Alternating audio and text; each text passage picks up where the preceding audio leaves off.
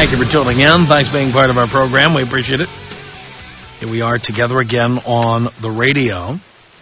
And I'm looking at a story from a newspaper website in Fredericksburg, West Virginia. Fascinating. Lots of good information here. Some people will hear this and be very excited to hear the numbers I'm about to read. Some people will be really pissed off. For me, that's talk show nirvana. How perfect is that? Some of you are going to love this. Some of you are going to get pissed off. Again, from Fredericksburg.com in Fredericksburg, West Virginia. Single motherhood, says the website. Maybe a walk in the park in Hollywood. Obviously, they've never been to Hollywood. But it's in real life, it's a dismal slog. Fully 1 in 3 women in the Fredericksburg area who give birth are unmarried. And while many valiantly struggle to provide a good home for their children, reality bites. For despite the who needs a man message of the Murphy Browns and the Madonnas, study after study shows that kids raised in 2-parent households do best. That's why the Bragg Hill Family Life Center's focus on healthy marriages deserves healthy applause. Testifying before the House Subcommittee on Human Resources, Heritage Foundation Senior Fellow Robert Rector said the following. Nearly 80% of long-term child poverty occurs in broken or never married families. Each year, the government spends over $200 billion on means-tested aid to families with children. 3/4 of this aid flows to single-parent families. Children raised without a father in the home are more likely to experience emotional and behavioral problems. Are you hearing this? Children, I want you single mothers to hear this now, okay? Children raised without a father in the home are more likely to experience emotional and behavioral problems, school failure, drug and alcohol abuse, crime, and incarceration. And for you dopey sluts who crank out little crumb crunchers, incarceration means being put in jail. Big word, but there we go. This story goes on to say the centrist Democrats of the Progressive Policy Institute have said much the same. Single motherhood isn't good for moms either. Listen carefully. A recently released congressional study on women in the workforce found that the numbers of single mothers and displaced women are increasing, and that they are, quote, vastly overrepresented in the nation's low-paying service jobs. Furthermore, a study in Sweden discovered that single mothers had a 70% higher premature death rate than mothers with partners. The former were more apt to commit suicide, be murdered, or drink themselves to death. Are you hearing this? Single mothers are more apt to commit suicide, be murdered, or to drink themselves to death. More gripping data, these on economics. The U.S. Census Bureau calculates that just 6% of married parent families lived in poverty in 2001. Are you hearing that? 6% of 2-parent families lived in poverty. What percentage of single-parent families lived in poverty? 7%? 8%? No. 33%. 33% versus 6%. Single mothers, hardly a surprise, are also the largest group of welfare recipients. Though 75% of unwed mothers of newborns express a desire to marry the child's father, a big first step in avoiding public assistance, marriage has been undercut for decades by welfare rules, pop culture, and adults' failure to teach the wisdom of the grade school ditty, first comes love, then comes marriage, then comes a baby and a baby carriage. Thankfully, we are waking up. In November, the multinational, multi-ethnic, and multicultural delegates to the UN's Doha International Conference on the Family declared the following: all institutions of society should respect and support the efforts of parents to nurture and care for children in a family environment. The 2005 White House budget included $240 million to promote responsible fatherhood and healthy families. Virginia's Partners in Prevention program urges women to take a trip to the altar before having kids. And in Fredericksburg, West Virginia, the Bragg Hill Family Life Center's two-day conference on families last week kicked off our own hometown healthy marriage initiative. The center's director, Reverend Joseph Henderson, says we want to encourage healthy relationships so that kids and those affected have a better chance of being successful. Speaking of the rise in single motherhood, Dr. Donald Stern, director of the Rappahannock Area Health District, declares we have this cultural trend that needs to be reversed. That's single parenthood, by the way. Hollywood hype must be trumped by hard facts. 70% of Virginia's inmate population grew up in fatherless homes. 75% of teen suicides occur in a home where a parent has been absent. Twice as many, are you hearing these numbers? Twice as many kids raised in single-family homes drop out of school. Any of this sounding attractive so far? Perfection in human affairs is unattainable. Some non-marital births will occur. But to present unwed motherhood as a nifty, no-pain option, as Hollywood often does, is sheer mischief. Groups like the Reverend Hendersons are working heroically to undo it. Now, you will rarely see me in any way linking up with these organizations that are headed by religious figures or in any way connected with religion. I'm an atheist, but I wholeheartedly believe that single motherhood, when done intentionally, is the most selfish act anybody can commit because of all these numbers I just read to you. Let's review. 80% of long-term child poverty occurs in broken or never-married families. 3/4 of all aid to families goes to single-parent families. Children raised without a father in the home are more likely to experience emotional and behavioral problems, school failure, drug and alcohol abuse, crime and incarceration. Single mothers are vastly overrepresented in the nation's low-paying service jobs. Single mothers had a 70% higher premature death rate than mothers with partners. Single mothers are more likely to commit suicide, be murdered, or drink themselves to death. 33% of single-parent families are in poverty versus 6% of married-parent families. Single mothers are the largest group of welfare recipients. How many numbers do you need? How many numbers do you need? Tom Leykis. 1-800-5800-TOM. 1-800-5800-866. I just want to say I love you in a heterosexual way. Good. My ass is intact then. Thank you. You're welcome. The Tom Leykis Show.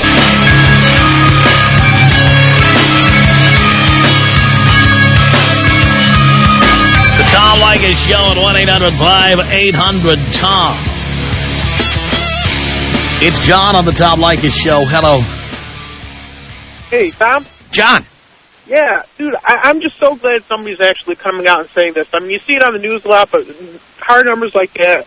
I mean, personally, I'm just tired of hearing about all these girls who are, spreading their legs for any guy just to get themselves knocked up and having kids and going on welfare and all that kind of stuff. It's just pathetic. I feel bad for them because they have self-esteem issues and whatever, but you know what? It's a drain on the society. I'm sorry. It's a drain on the society, but more importantly, you're creating children who are more likely to be the carjackers and the muggers of the future. Exactly. In what I do, my line of work, I arrest all these kids who I got to take care of my mom, or even better is when they come in because they're stealing for their own kids that they can't even provide for. It's pathetic, and I just wanted to thank you for doing stuff or saying stuff like that over the radio, because my sister-in-law went and got herself knocked up, and now my in-laws have to take care of her kid because she's or two. God, I hate that. And it's a drain on them, and I mean, it's a drain on their marriage. Like, I see it whenever I go over. They're always arguing about it because, the grandma wants to take care of it, and granddad's like, well, listen, it's her kid. She should be going out and getting a job and working, but, she's sleeping in. She'll sleep in, and, hey, mom and dad are going to take care of her. Mom will stay up all night with my kid. I don't need to. It's just pathetic. I'm so tired of seeing stuff like that, and I'm just glad somebody, come out and say it. You know what I mean? Well, I thank you for that, John. I do know what you mean. Carrie on the Tom Leykis Show. Hello.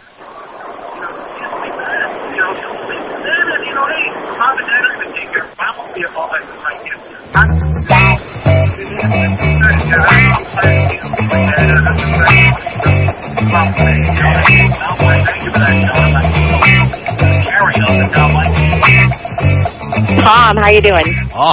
I do care. Carrie, that's why they tell you to turn the radio off, which is still blasting in the background there. Got it. Hi there.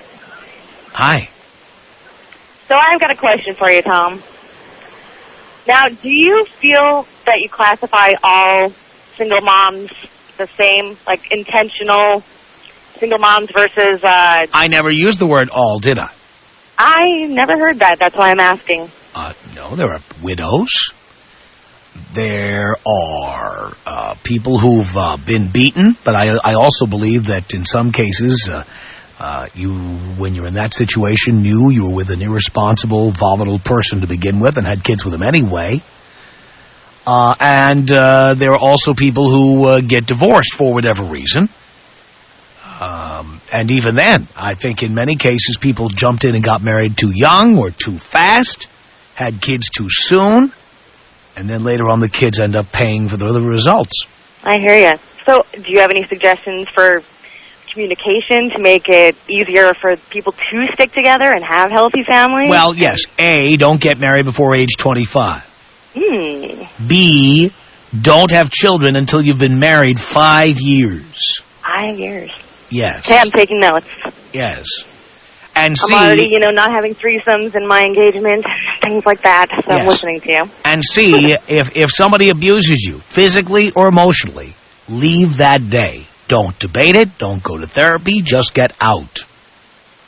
And how do you think that the people fare after they've left? And then better than people who stay with an abusive person and then have children with it. True enough. Okay. Feeling that. By the way, would you say those would be 3 good recommendations? Those are pretty clear and, really high-quality thoughts there. This is what we do here. All right, you want East L.A. style? What would that be? The rat-a-tat-tat. All right. There it is. 1-800-5800-TOM is our telephone number. Katrina on the Tom Leykis Show. Hey, Tom, how are you? I'm okay. I am calling because I listen to you every day, and today you touched a subject that genuinely sparked my interest as opposed to being sheer entertainment. I am a young single mom, and I have pretty much broken all the rules.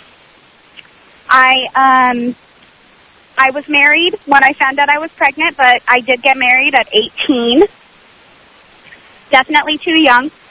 I stayed with my husband for 4 years because I thought that was going to be in the best interest of my child. I didn't want him to grow up like statistics prove that a child growing up in a single-parent home will. And, it was a lot of emotional and physical abuse. I now live in... And wait a minute. Go ahead. Did the emotional and physical abuse begin at the beginning? You know what? It was about 3 months into the relationship, and it was never any severe beatings or anything like that. It was just a lot of manhandling, pushing me around. Why would you tolerate that? Honestly, More importantly, why would you have a baby with somebody like that? Exactly. Okay. I was on birth control when I got pregnant, and to be perfectly honest, I can't answer why I had the baby. I really can't because... If you knew these statistics I just read, would you have had that baby? Absolutely not. Absolutely not. And I have to tell you that I struggle with those statistics every day because I live in a different county than my ex-husband does. And right now my son is 3, and we have equal joint legal and physical custody of my son. And I'm afraid that the lack of stability is severely going to damage him in the future. Well, I have the numbers right here. I keep reading these numbers, variations on these numbers every couple of months. And all of these belligerent single mothers call in and yell at me. No, I completely agree with you, and I have to say that I definitely appreciate you validating these statistics on your show, because obviously you have a highly rated show and a lot of different genres of people listen. So I guess my question is, I mean, it tears me apart to be away from my son. I have him for a week, and then his dad has him for a week, and his dad is genuinely making an effort to be a decent father to his son, and I have to say that I admire him for that. I don't think that, you know, he's ever going to respect me as a person, but he does respect his son, and he lives with his parents, so he's provided a lot of stability. My son has provided a lot of stability with his grandparents, and I'm really at a loss what the best thing for my child is. Well, you have no choice. His father has a right to see him, and I just hope that he doesn't treat his son the way he treated you. See, and that's my concern. I mean, before there was any kind of custody, unsupervised custody granted, my stipulation was that he did seek anger management treatment, which he has met that requirement. But I'm afraid of the lack of stability for my son, and I don't want him to grow up to be a single parent statistic. Right. But again, and not to beat you up, but just to remind other people who might be thinking about doing what you did, you didn't think ahead about any of this stuff when you got knocked out. Absolutely not. Absolutely not. And all the people who think this is just a nifty idea maybe ought to think twice about it. I am definitely here as a working woman. I do not receive any kind of public assistance. I pay for my health care and my son's health care. I pay for our rent, our utilities, and I'm going to tell you that I struggle with it every day.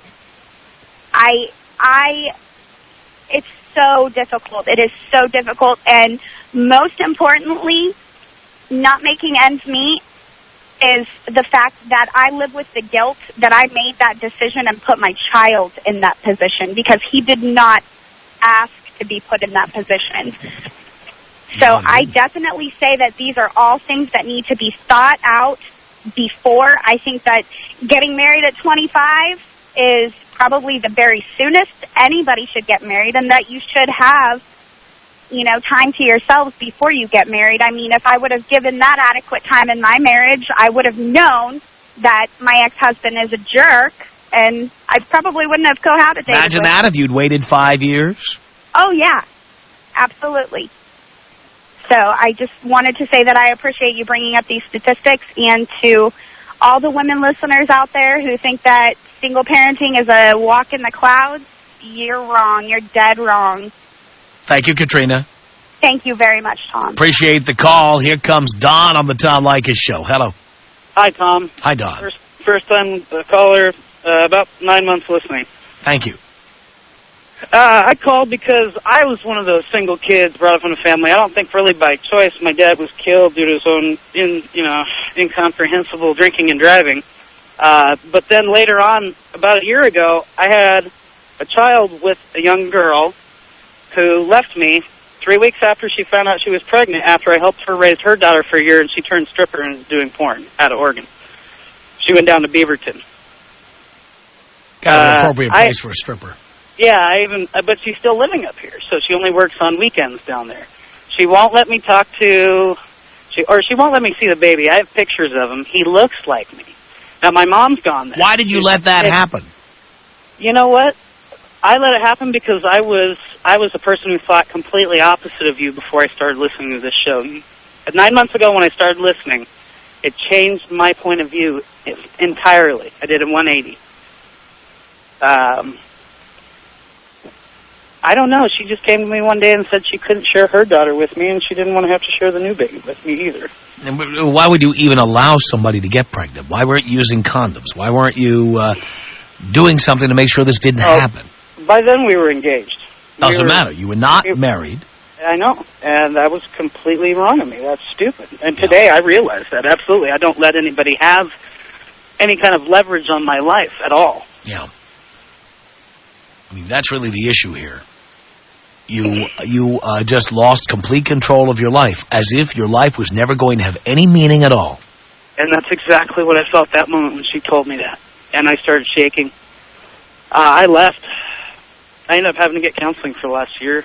I'm glad you did that. They tried to diagnose me as a bipolar. I'm sorry, I didn't mean to cut you off. You might be. It's entirely possible. I didn't want to take any of the medication. I had a drug addiction since I was 15, and I've spent probably 4 out of the last 6 years sober. And how much of this do you attribute to your dad not being there for you? 100%. I can see my patterns as a kid. Like I said, I spent some time sober, so I spent some time in a 12-step program. And I've got to look back at my own patterns and why I did these things. And, you know, I went to 3 different elementary schools. I went to a middle school. I went to a junior high. I went to a high school. Didn't graduate. And, by the way, I got a 1280 on my PSATs as a sophomore. I knew I would have done great. I couldn't grasp a normal life socially. And then when you started reading those statistics, I almost cried because drug addiction, my mom herself, she's almost gone down the tube. Not with drugs, but, you know, physically. I watched her go to school full-time and work full-time, and it was impossible. And now I know why the woman I was with is now stripping and doing the occasional porn feature. Because I don't see how my mom could have done it. She just barely did. Tom Leykis. Woof. Tom Leykis. Woof. 800-5800. Tom. I used to be 355. Oh, that ain't bad. That's just right. That's a plump rump. That's a roast. The Tom Leykis Show.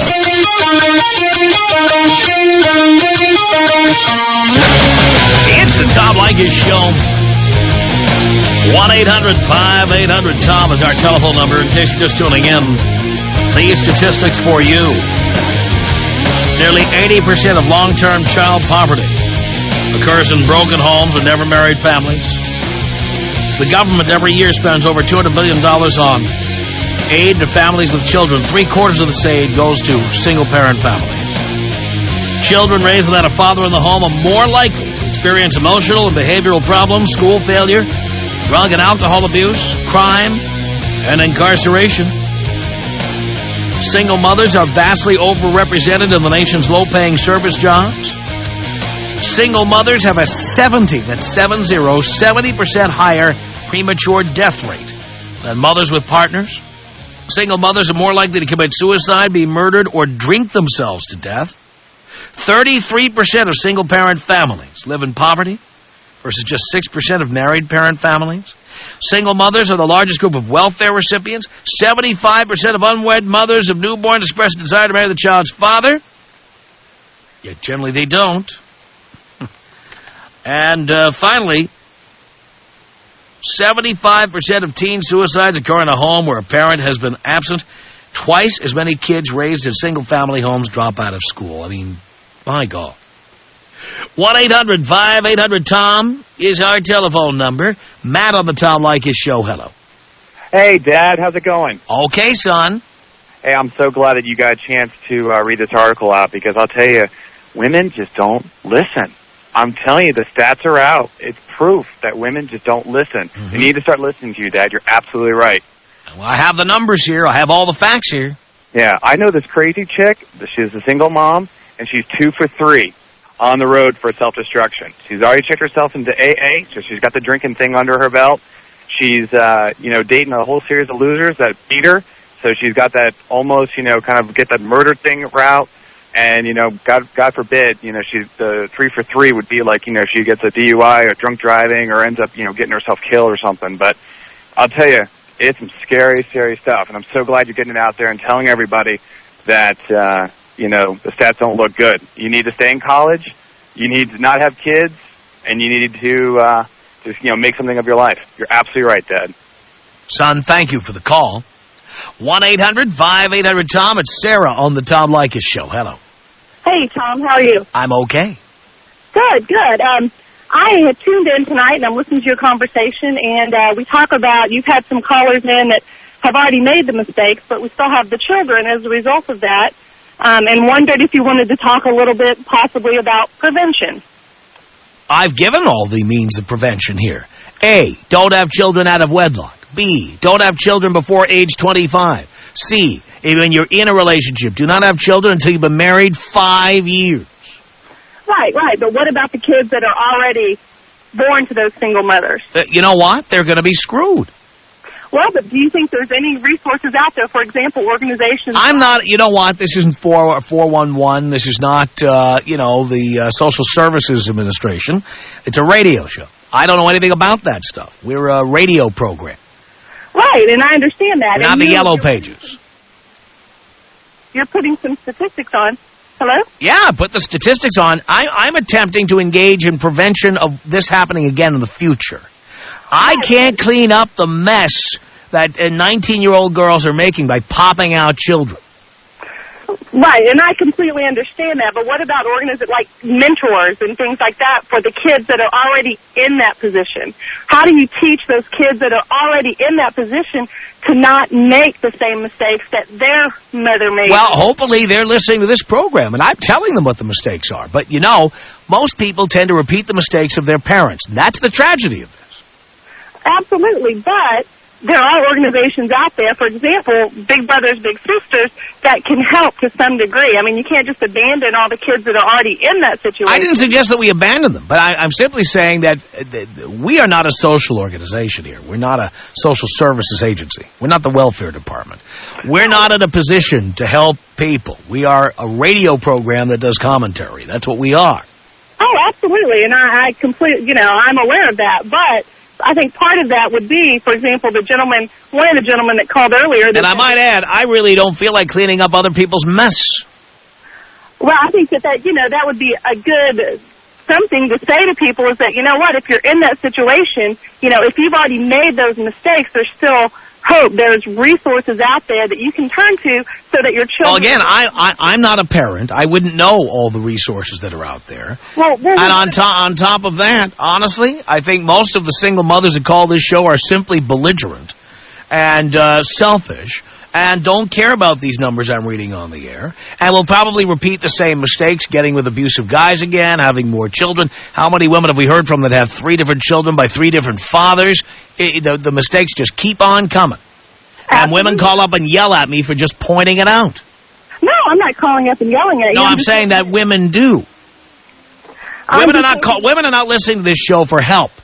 They're calling in to yell at me, to tell me I'm unfair for mentioning these things, or that I'm wrong.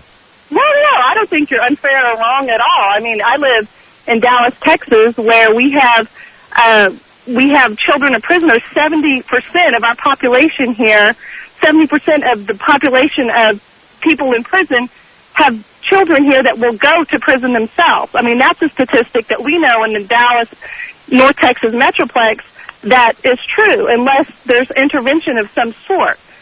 So those sorts of intervention would be a program, for example, like Big Brothers, Big Sisters. I've been a big sister to a little girl that is exactly the statistics that you're talking about. She's the oldest of 4, and out of the 4, there's 3 different fathers. It's outrageous. It is outrageous. I absolutely agree with that. My husband and I have a little brother as well through the program who has changed tremendously. Single mother, doesn't even know his father. But we have seen him, change incredibly. He plays football. He makes A's and B's in school. We have had an impact on his life. He has more of a chance of being a successful, productive adult because we were in his life. Well, I'm glad to hear somebody's doing something. I wish that women would start using birth control and, frankly, abortion to start solving this problem permanently. Jan on the Tom Leykis Show. Hello. Hello. Hello. Oh, my goodness. I think, bottom line, if we're getting off track, people need to start taking responsibility on both parties. you're focusing in on the single moms out there. Well, that's because the dads have already taken off. Well, the dads took off because let's first of all put a bunch of statistics together. One of the many statistics is that the number one cause of death of pregnant women is Abuse, I'm assuming. Homicide. Yep. Homicide. And that is because women decide to become parents on their own without any consultation with the man who knocked them up. Well, now, nobody deserves to be murdered. Nobody. Not anybody, right. Okay? But I would say that women who just say, well, I'm having a kid, there's nothing you can do about it. You're going to live up to your responsibility. They are putting themselves in danger. Well, regardless of each of their stories on how they became a single parent, I am not. And But many of these women chose manifestly irresponsible people to procreate with. That's true, but that's... And they must take responsibility. And then they decide to go ahead and have these babies anyway. Correct. But what about the men? You say again, who chose these men? Who chose them? Who chooses the abuser, the physical abuser, the emotional abuser? Who chooses the guys who are the one-night stands, like the guys who bought you a shot one night, the guys who you met out at the beach and you nailed them under the boardwalk when you were drunk? Who chooses these guys to be fathers? I think you need to share the responsibility a little bit on the male perspective. Again, no, this is the male perspective. The male perspective is, look, we don't want to be parents. We just want to have sex. If you want to be a parent, don't have sex with us. Well, then the men need to start taking responsibility. Again, women have the ultimate responsibility because it is a woman, and a woman alone, who can decide whether a baby is going to be born. And I say, if you get knocked up by an irresponsible man, have an abortion. Have one. I believe in the option of... Well, you should exercise it more often. Well, I choose not to get myself in such situations. Wonderful, but those who do should consider it seriously. Because having an abusive man as the father of your child is not doing anybody any good. But I think for men to start taking responsibility as Forget about it. You know what? The person who decided that birth would take place is the woman. Child. Oh, my God. Responsibility. Well, you keep saying the same phrase over and over, and you know what? It doesn't make any more sense the 14th time you've said it. Tom Leykis. 1-800-5800-TOM. My husband told me that as long as I use protection, and I do tell him that I can sleep with anybody I want to. What time can I come over? I'm on my way home now. You can meet me there. Excellent. The Tom Leykis Show. It's Ashley on the Tom Leykis Show. Hello. Hello. Yes. I had to call in. This is a great topic. I totally agree with what you're saying. My mom had me when she was 21 years old, single. And so I grew up, saw everything, the statistics, the poverty. And I am now 22, and I am pregnant myself. So I repeated what I saw my mom do, what I swore that I would never put myself through. And you did it anyway. And I did it anyways. Well, did you at least use birth control? Yes, and I'm going to college. It was just something, I wasn't going down that pathway, and it just, it happened. Accidents happen, I guess. But you could have had an abortion. I could have. I'm actually going to give it up for adoption. Really? Yes, I totally agree. I think being a single parent is one of the biggest mistakes. It's selfish. You put this kid through so much. So it's something I don't want to do. I don't want to put the child through. Yeah, instead of repeating the mistake, you would think people who'd been through these scenarios would not want to put their kids through that. Yeah. But it's the exact opposite. People who've been the product of single mothers eventually become single mothers. Yeah, exactly. It's a horrible cycle. I mean, it's something I didn't ever want to put myself through, and now that I am, it's almost making me sworn off sex because obviously, accidents happen. So. Well, Ashley, I thank you for that call. Sonia, you're on the Tom Leykis Show. Hello. Hi, good evening, Tom. Yes. I've been listening now for 8 months, and tonight I just felt compelled to call him a first-time caller. I was less than a minute. And I wanted to tell you, this topic is so scary. And, was a single mother. I have 2 kids. But again, I don't want the women out there to think it's supposed to be okay and it's supposed to be, you know, an excuse for us being a single parent. Oh, the guy ran out on me. So what? We made the kids. We were committed to that. Now it's up to us to continue forward. You know, we got to pull ourselves up by the bootstraps and do it. Keep on humping is how they say in the military, right? Yeah, it was the humping that got you into this position in the first place. Our email address is my name. It's tom@blowmeuptom.com. The Tom Leykis Show.